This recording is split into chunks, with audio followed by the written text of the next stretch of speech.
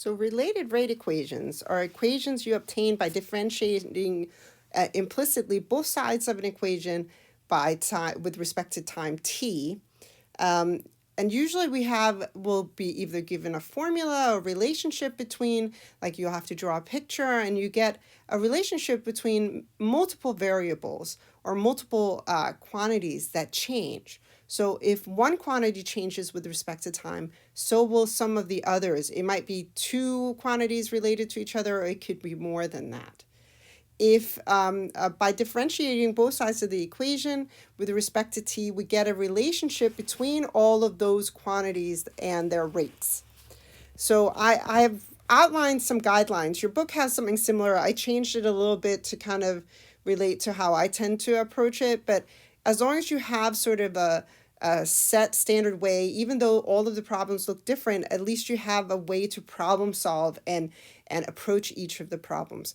The first step is really to draw a diagram if necessary. So like you can define your variables, identify all relevant information and assign variables. You can assign them on the picture, or you can write a sentence to assign the variables. It is much easier to draw diagrams. And also make sure you read the question carefully. In step 2, you find the equation that gives the relationship between the variables you just named in step 1. Make sure to include variables for any values that will change over time. This is very important, right? So if something is not constant all the time, a length is changing or an angle is changing or anything like that, that needs to have a variable. Sometimes it can be helpful to reduce the number of variables you have in a problem. It just kind of depends, but only if it's easily done. Otherwise, we can still approach it with multiple variables. Implicitly, the next step is then to implicitly differentiate the equation with respect to time, or the formula that you had in step 2. Usually this equation will have at least two derivatives in it, like dy dt and dx dt, or whatever variables you're using. Step 4, you organize the information for a particular point in time. So if they're asking you, how fast is the particle moving when t is equal to 4? That's a particular point in time. So that's like taking a snapshot. That's what we're doing in step 4, finding the values for that particular snapshot, not just in general.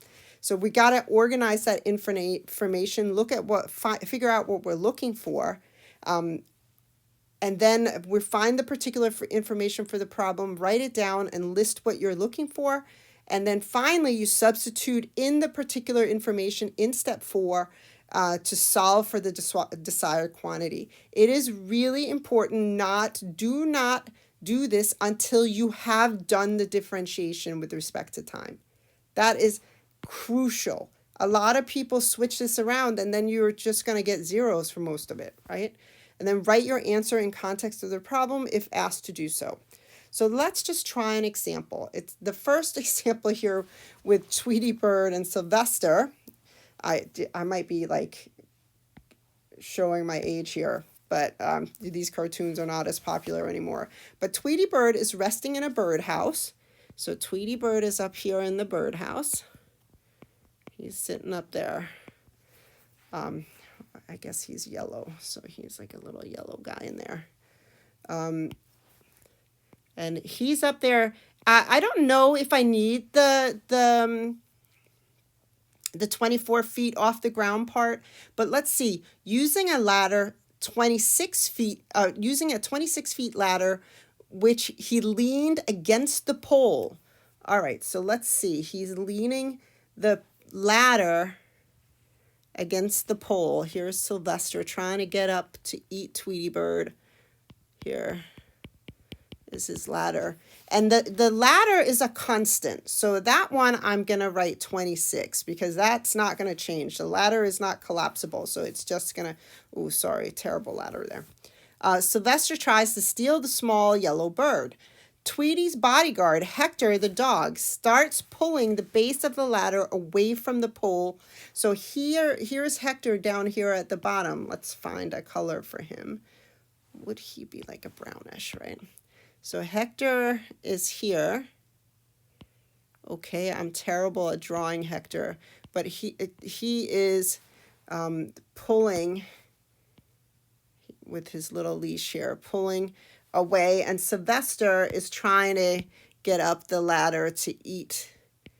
He is climbing up. All right, this is why I put he's climbing up there to eat, right? So the things that are changing, first of all, we have a distance along the floor here. That's a horizontal. Let's call that's changeable. That's why I'm putting the variable x there, because as Hector is pulling the ladder away, it's going to increase in length. And then also Tweety Bird's, the distance that Sylvester is up the pole is also changing, because as Hector is pulling away or pulling the ladder away, this ladder is going to start dropping. The tip of the ladder is going to start sliding down the pole. So that is going to be, let's call that y, because it's vertical. I mean, you can pick whatever variable you want.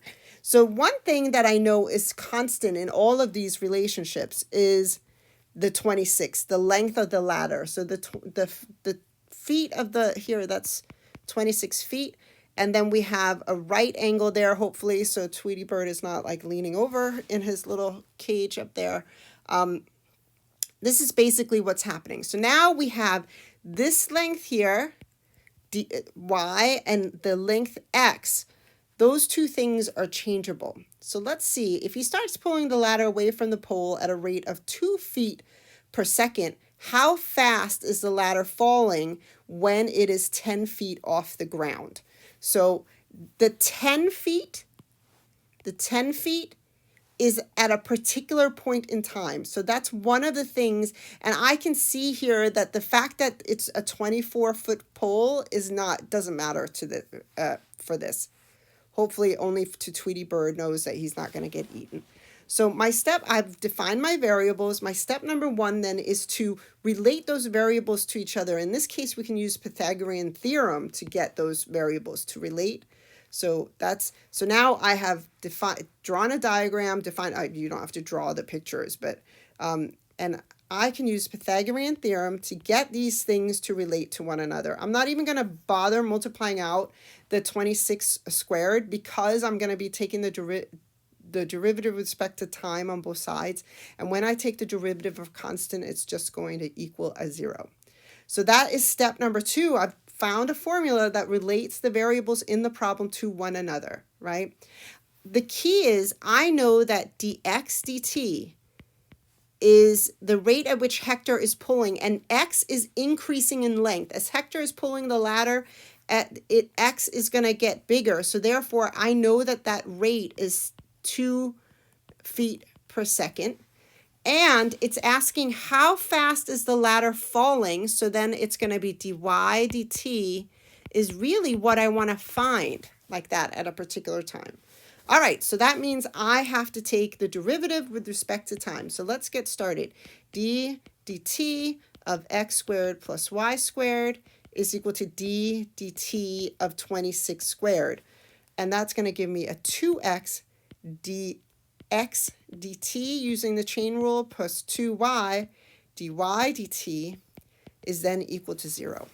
Now I'm all set. I've differentiated. Now I have to do it at a particular point in time. So the way to indicate that we're finding it just to answer this question at a particular point in time is you're going to write underneath. You can't just start substituting in willy-nilly. We're going to write when, because that's when we're interested. It's saying here, how fast is the ladder falling when it's 10 feet off the ground? So when y is equal to 10, that's really what I'm looking for, 10 feet off the ground. I know that some of the relationships are going to be, okay, so let's look. I get this triangle. At this point, it's 10. This piece here is 26. That's a right angle. And to find it, you can use Pythagorean. I happen to pick a Pythagorean triplet in this case, but you can also use Pythagorean theorem. I know that 10 squared, I need to find this corresponding x, right? 10 squared x plus x squared is equal to 26 squared. And x turns out to be positive and negative 24, but because it's a distance, I know it's just going to be the 24. So that's my x at that time. And I already know that the speed at which x is changing, dx dt, which I've already listed, but I'm just going to rewrite it just in case, is 2. So I now am ready to substitute into the equation that I developed right above it. So, but make sure that you indicate that it's when this happens, now I can continue on. Do not start substituting in values without this here, without the preface, oh, look, it's only in this instant that that's the case. It's only when y is equal to 10 that I'm going to get these particular values. So it's 2 times 24 times dx dt, which is, in our case, is 2, plus 2 times a y is 10, and then dy dt, which I'm looking for, is equal to 0. So right now I have an equation with only one unknown. So that gives me dy dt is equal to, what do we get? 4 times 24 over 2 times 10.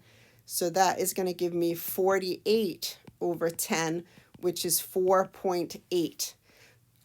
Oh, and I forgot, it's going to be negative. Sorry, negative, which makes sense because the dy dt should be negative because the length of the y segment is decreasing. It should be getting smaller, right? So that means the top of the ladder is dropping at a rate of 4.8 feet. I'm using the word dropping, then it's already making it negative. So let's write that out. What is it asking for? Let's see, how fast is the ladder falling? The top of the ladder is falling at a rate of, and by saying falling, I shouldn't do a negative here. It's going to be positive 4.8 feet per second when it is 10 feet off the ground.